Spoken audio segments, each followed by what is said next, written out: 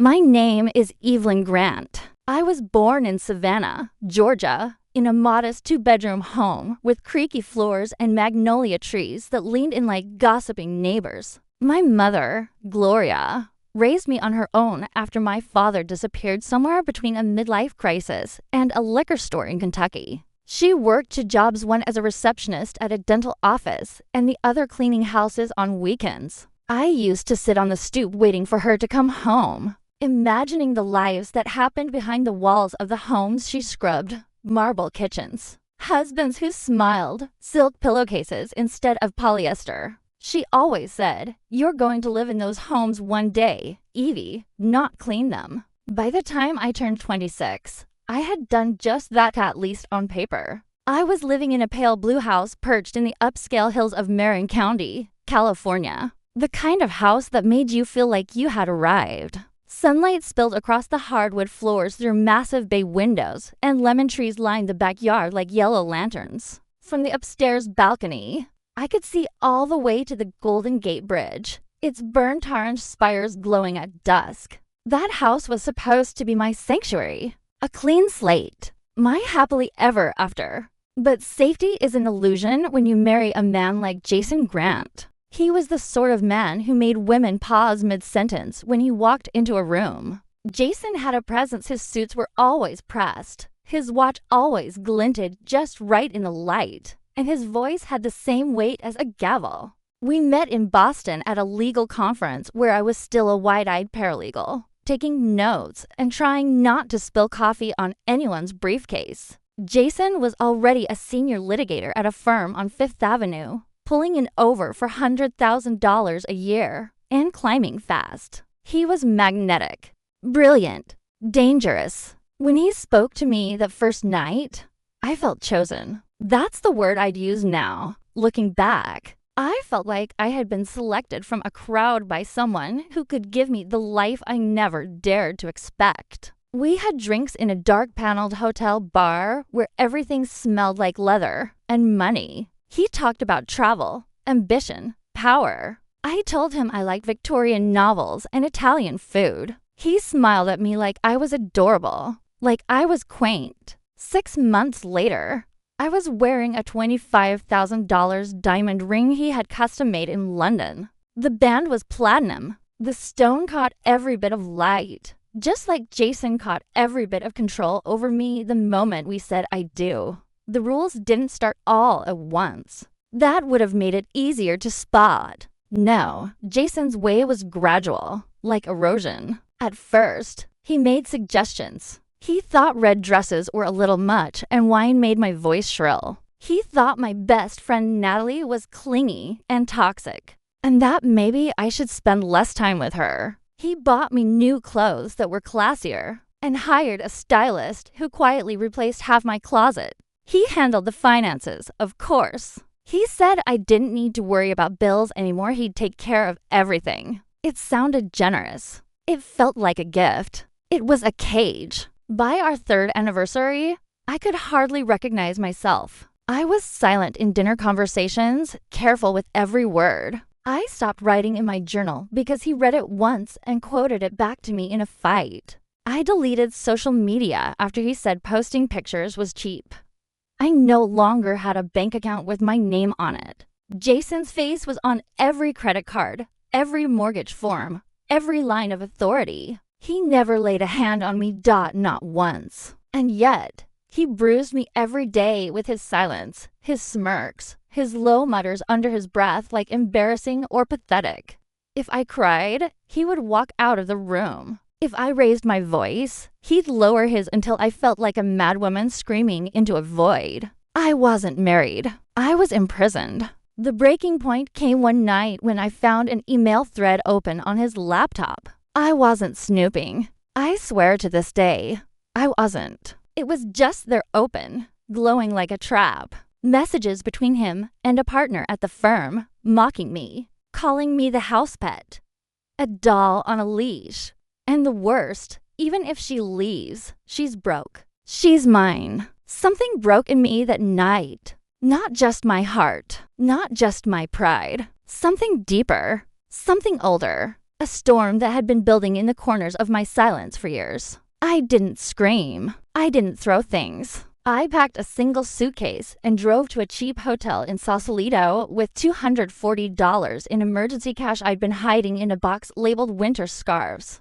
I didn't call anyone. I just sat there with my hands trembling, staring at the flickering motel lamp and thinking, he thinks I'm his. We'll see about that. The next morning, I walked into the office of Meredith Cole, a divorce attorney in San Francisco who had a reputation for being ruthless and unapologetically loyal to women. She listened to my story without blinking once. And when I finished, she leaned forward and said 5 words I will never forget. We're going to bury him alive.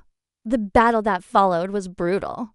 Jason tried to smear me, intimidate me, charm the judge, drag the case out to drain me dry. But he didn't know what I had. I had years of documentation emails, audio clips, even therapy notes with dates and timestamps. I had allies he never imagined I'd find. I had Meredith. And I had the one thing he never could steal: the truth. When the divorce was finalized 13 months later, I stood in that courtroom as the judge ruled in my favor. I got the house. I got alimony. I got a life back that I thought was long dead. Jason sat at the table across from me, red-faced and hollow-eyed, stunned like a man who never thought the prey would bite back. That was the day the judgment came not just from the court, but from the universe itself. And it wasn't the end, it was the beginning. People love to talk about karma, how it eventually comes for those who deserve it. But I never had the patience to wait for karma. I believed in precision, strategy, consequences. After the divorce was finalized and the gavel came down, I didn't walk out of that courtroom feeling victorious. I felt unfinished. Jason had wounded me in ways that didn't show up on a financial spreadsheet or court transcript. He had stripped me of my confidence, silenced my voice, and locked me in a life that was smaller than I ever deserved. Winning the house and getting $12,000 a month in alimony was justice. But I needed more than justice. I needed vengeance. It started, as most things do, with information. Jason always underestimated me. That was his first mistake. He never thought I paid attention when he took calls on speakerphone. Never realized I could memorize numbers and names without writing them down. I knew the name of every junior associate he mentored. I knew the code to his secure Dropbox. I knew that Hamilton and Doyle LLP, the elite Manhattan firm he was desperate to make partner at, was preparing to nominate him by the end of the fiscal year. That gave me a window, and I intended to shatter it. I started gathering, not just what I'd collected during the marriage, the emails, the voice recordings, the passive-aggressive calendar invites like dinner, be on time for once, but new evidence. I reached out to a friend I'd made during the early years of our marriage, a quiet IT guy named Simon who used to install Jason's office systems. He owed me a favor, a big one. Within a week, I had encrypted backups of Jason's email server, full of unfiltered messages that revealed just how arrogant and careless he really was. Jason had never been faithful. He'd been sleeping with a paralegal named Claire for nearly 2 years, flying her out to hotel suites in London, billing it all under the firm's expense accounts under client development.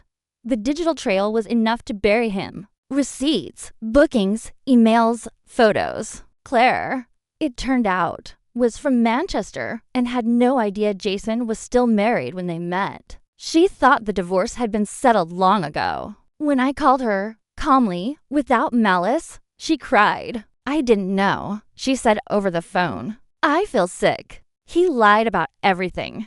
I didn't blame her. That wasn't the point. Claire, I said, you have a choice. You can let this eat you up from the inside, or you can tell your side of the story. You're not the villain here. He is. 2 days later, she posted her truth. A long, brutally honest statement on LinkedIn and Instagram about being manipulated by a married senior attorney who had promised her a future and used her like a disposable secret. The post included redacted screenshots and blurred photos of receipts. She never said his name outright, but anyone in the legal world knew exactly who she meant. But I wasn't done. I sent an anonymous package to the ethics board at Hamilton and Doyle. Inside were copies of expense reports tied to Jason's personal travel, a selection of his most damning internal emails, ones where he casually referred to opposing counsel as pigs and idiots, and a handwritten letter, not from me,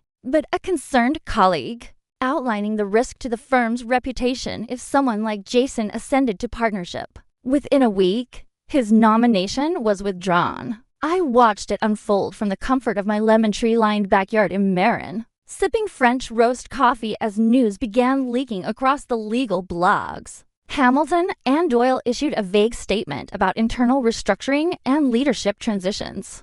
Jason's name was scrubbed from their website. His firm bio, the one he used to obsess over, vanished overnight. For the first time since I'd met him, Jason called me. Blocked number. Straight to voicemail. "Evelyn," he said, his voice shaking. "You think you've won, but you're just proving how small you are. You're pathetic. You'll always be pathetic."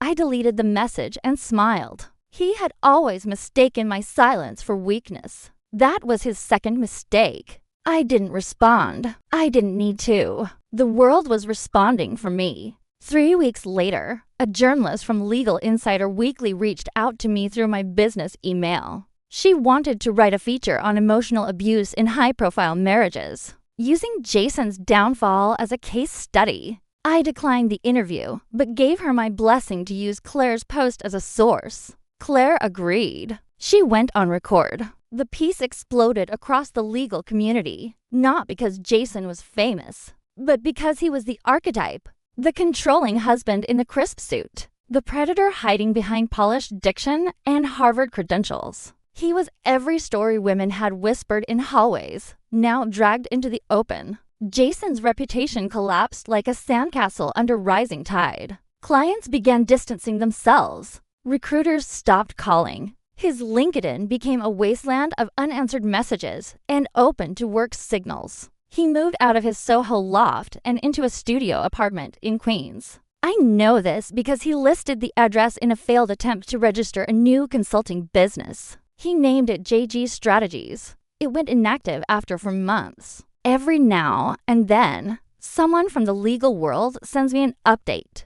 Guess who just applied for a mid-level job in Austin? Jason tried to speak at a tech conference last month. They dropped him after complaints. I never ask for the updates, but I always read them. Not out of bitterness, out of curiosity, out of power reclaimed. And maybe, just maybe, out of joy. Because his fall wasn't an accident. It was designed. Carefully. Ruthlessly. Precisely. I didn't just escape him. I erased him. 6 months after the divorce, I stood barefoot in the kitchen of my Marin County home, breathing in the scent of espresso as it hissed from the machine Jason never let me buy. Box cello suite no. One flowed from the built-in speakers I had finally installed, filling the house with a kind of peace I had forgotten existed. Sunlight poured through the glass doors, glinting off the quartz countertops and dancing across the brass fixtures Jason once called tacky. He hated warm metals, said they looked cheap. I had started Grant Strategy Solutions 2 months earlier. Just me, a second-hand MacBook,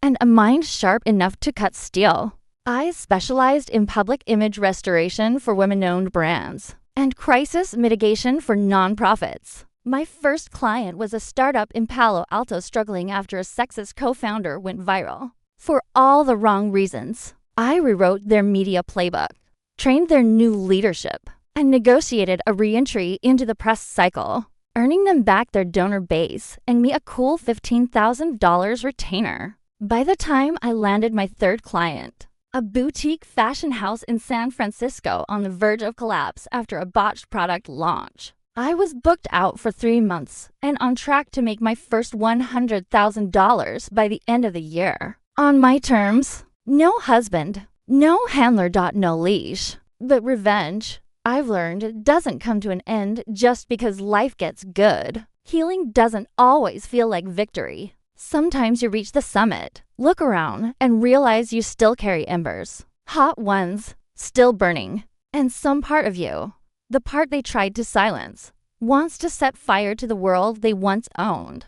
Jason was still clinging to the edges of the legal world. I'd heard from mutual acquaintances that he was floating between jobs, trying to pitch himself as an independent legal consultant in New York and LA. But no one was biting. His name had become synonymous with scandal, thanks in part to Claire's viral post and the whispers that followed him everywhere. But he wasn't done. Not yet. Not until I said so. I began researching Westbrook Legal. They were Hamilton and Doyle's biggest competitors, leaner, younger, and hungrier. Based in San Francisco, but rapidly expanding into the East Coast market. I watched their moves like a chessboard. Their CEO, Vera Langford, was a British powerhouse who had made her name dismantling to corrupt corporate giants in London before relocating to California. She believed in female leadership, transparency, and eliminating legal dinosaurs. Jason was everything she despised. So I made an appointment. I walked into Westbrook's headquarters in downtown San Francisco wearing a tailored navy suit and a leather folio with a strategic pitch. Use me as an acquisition consultant. I would advise their transition into legacy firm acquisition, and I already knew the inner workings of Hamilton and Doyle. I didn't name Jason specifically. I didn't have to. Vera watched me over her reading glasses, smiled slowly, and said, "Tell me what you know." 3 weeks later, I was invited to Westbrook's exclusive winter gala, a high-profile board celebration, hosted at the Balfour Hotel, an Art Deco monument of power and wealth in the heart of Nob Hill. The invitation didn't say bring your enemies, but I knew Jason would be there. His name was still floating around as a potential advisor to any firm. Desperate enough to take him on, I wore a crimson gown, backless, clean lines. Daring. Jason always said red made me look desperate, like I was trying too hard. He'd sneer whenever I wore it. I hadn't touched that color in for years. But that night, I walked into the ballroom wrapped in it, every step deliberate, every glance a warning. Jason spotted me near the champagne table. He was wearing the same black Tom Ford tux he wore to our wedding reception, though it hung a little looser now. His hair was thinner, his shoulders slumped, his eyes widened when he saw me. He wasn't expecting this version of me. Tall, composed, unbothered. "Evelyn," he said, trying to recover, "didn't know you'd be here." I handed him a glass of red wine. My hand didn't shake. My smile didn't waver. "You always said red made me look weak," I said. "Guess you were wrong." He blinked, speechless. And for once, I didn't fill the silence. I turned and walked away, the train of my gown trailing behind me like fire on silk. The next week, Westbrook Legal finalized its acquisition of Hamilton and Doyle LLP. It happened fast, brutal, and quiet, just how Vera Langford liked it. Jason wasn't just laid off. He was erased, blacklisted. Clients were informed discreetly that his services would no longer be required. The firm issued a cold, 5-sentence press release about organizational shifts. No farewell message, no gold watch, no severance. I didn't celebrate with champagne. I celebrated with lavender tea on my deck, watching the fog drift across the San Francisco Bay like a curtain closing on a bad play. A month later, I was walking down Market Street after a lunch meeting when I saw him or Jason. He didn't see me. He was walking quickly, head down, shoulders hunched. His coat was worn, the elbows scuffed. He held a thin resume folder in one hand and a half-empty coffee cup in the other. He looked smaller, like someone who used to be taller, someone hollowed out from the inside. I stopped, just for a second. I could have called his name, could have walked up to him and smiled the way he used to when he had all the power. But I didn't. I turned and kept walking, the heels of my boots echoing on the concrete behind me. There was nothing left to say. There's a strange sort of silence that follows the storm. Not emptiness, but clarity. The kind of stillness that lets you hear your own thoughts again. That's what I found in the months after Jason vanished from my life for good. No more courtrooms. No more lawyer emails. No more whispered threats disguised as concern. The fight was over. I had won, but more than that, I had become something new. In the spring following his final collapse, I took a flight to Europe, my first solo trip since college. I flew business class on my own dime. No one else's approval required. I stayed for weeks, wandering through the cold stone alleys of Edinburgh, sipping espresso in the shadow of the Duomo in Florence, walking past double-parked Bentleys in Mayfair where everything smelled like wealth and soft perfume. The cities felt like old friends, and yet none of them owned me. I wasn't escaping anything. I was celebrating the fact that I could go anywhere, and more importantly, return on my own terms. Because home wasn't a man or a marriage or a status symbol anymore. Home was mine. A blue house in Marin County, California, on a quiet hill lined with lemon trees and memories I had remade. That house, once a cage Jason bought to show me off like a well-kept antique, was now a sanctuary. Not just for me, for others. I began renting the guest rooms, not to travelers or strangers, but to women. Women like I used to be. Women clawing their way out of controlling marriages, manipulative partnerships, families that drained them of their light. They came to me through word of mouth, support groups, sometimes just showing up at my gate with a suitcase and the courage to ask, "Is this a place where I can breathe?" Yes, it is. We're not a shelter. We're something quieter, stronger, a rebuilding ground. There's a kind of power in that stillness. We drink tea in the kitchen at midnight and talk about the things we were never allowed to say. We clip herbs from the garden together. We repaint the rooms one by one, fresh colors, open windows. We name each room after something we reclaimed. The independence room, the quiet room, my personal favorite, the no apologies room. Some of them stay for a few weeks, some for months. One woman, Liz from Denver, stayed almost a full year after escaping a man who tracked her every move through her phone. When she finally left to start a new job in Portland, she left a note in my mailbox that read, "You didn't just give me space, Evelyn. You gave me a mirror, and I saw who I was for the first time." I keep that note in my desk drawer. Sometimes, on warm evenings, we sit out on the deck together, wine in hand, blankets draped over our legs, watching the sun melt into the Pacific. They ask me how it all started, what happened, what I did, and I tell them, my name is Evelyn Grant. I begin, letting the words settle like truth into the air. My husband bullied me. He broke me down until I couldn't remember my own voice. But when the divorce was finalized, the judgment day arrived for him. And more importantly, freedom arrived for me. It's not about boasting. It's about reminding them, and myself, that survival isn't the end. It's just the spark. They often ask if I still think about him. Jason. I always answer the same way. No, I say, not him. But I think about the fire he lit in me and how I became the one who burned him down. There's power in saying it aloud. Not anger, not pain, power. I don't follow his life anymore. I don't search for his name online. Last I heard, he was living in a second-floor walk-up in Jersey City, taking odd consulting gigs for startups that don't know better. But even that's a rumor. He's faded, like a ghost from a past life. And I've never been one to haunt myself. What I do follow are the lives I've touched since, the clients I've helped through my firm, the women I've housed, the charities I've quietly funded with part of my alimony. Every dollar Jason sends me now is repurposed into something he would loathe. Independence for women, resources for shelters, legal aid for survivors. The money that once controlled me now frees others. It's poetic. Really, Grant Strategy Solutions is thriving. We've grown to a 5-woman team and just opened a satellite office in Seattle. Our latest contract? A public image overhaul for a women-led firm in DC. After they were blindsided by a male executive's misconduct, they called me the fixer.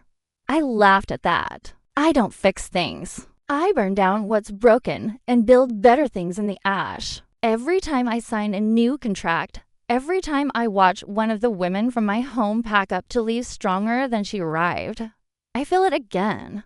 That unshakable, undeniable truth.